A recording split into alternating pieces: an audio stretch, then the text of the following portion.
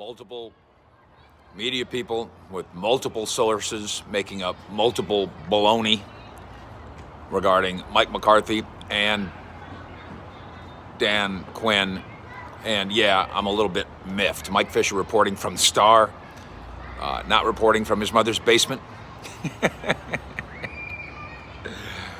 Let's start with Dan Quinn. We reported this exclusively on Sunday morning. The Denver Broncos are coming to DFW. They're coming Tuesday. Their plan, obviously, regarding their day was dependent on, in part, what the Cowboys' Sunday result was. We know the Sunday result. Now we know that Dan Quinn's available. Dan Quinn is going to interview with the Broncos in DFW on Sunday. Their general manager will lead a group of guys on a private jet, and in they come. While they're here, they will also interview Kellen Moore. These are straight dope, no BULLSH facts, and we reported them first. These facts are now being regurgitated everywhere. And I'm trying to not be too miffed about it, and we'll just do our job. Believe me, I do try to not be too miffed about it and try to just do my job, but sometimes I cannot help myself. While GM George is here from Denver, they will interview Kellen Moore as well. Dan Quinn later this week will then have more interviews. I think we're up to 5 teams now that are interested in visiting with Dan Quinn. Whether they travel here or he travels there, that I do not know. Then comes the speculation about Mike McCarthy. And this bothers me, not necessarily because, I'm Mike McCarthy's friend. That's not exactly it. And that's not exactly so. I certainly respect the positive things that he does. And we haven't held back when we disagree with what he does. I think his sideline demeanor and I think his post-game comments during games when the Cowboys are behind and after games when they lose, I think is a non-winner mentality. I think it's mopey, and I think it's pouty, and I think blaming the officials when the ball bounces sideways is a bad way for this organization to operate. However, the speculation disguised as sourced information about Mike McCarthy's coaching future in Dallas is largely made up. Let me separate fact from fiction for you, and we'll do more on this later, certainly Fish at 6. And maybe we'll know more about Mike McCarthy's fate. As you know, I had sources close to Jerry Jones telling me before the game, basically scoffing at the idea. When pigs fly is what we talked about regarding the firing if the Cowboys lost that game, the firing of Mike McCarthy. Now here we are, a day later, and pigs flew. I guess that's why I covered my arse and said, you sure they could fire him when pigs fly. And then in that game, by gosh, pigs did indeed fly. There is no announcement from the Joneses that Mike McCarthy's staying. There will be some sort of a leak. There will not be an announcement. There will be some sort of a leak, probably through NFL Network, that Mike McCarthy is secure. Of course, Jerry Jones is due to go on the radio. And if he doesn't go on the radio on Tuesday morning, that will be a sign of disgruntlement.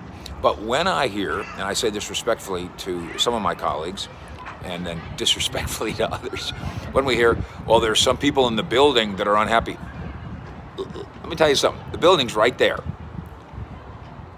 This team just lost at home in front of 100,000 of its fans, mostly, against an underdog when it thought it was loaded roster-wise.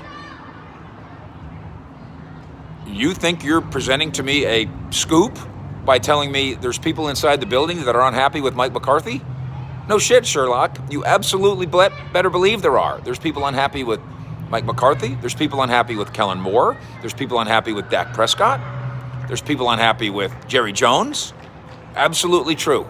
There's people unhappy with Neville Gallimore. There's people unhappy with CeeDee Lamb. There's people unhappy with Randy Gregory. On and on and on and on. It's all true. And obviously, because this is a quarterback league and a coaches league, the credit and the blame for a game largely goes to those guys. The fake experts who say things like, I knew this would come down to Mike McCarthy or Dak Prescott winning or losing a game.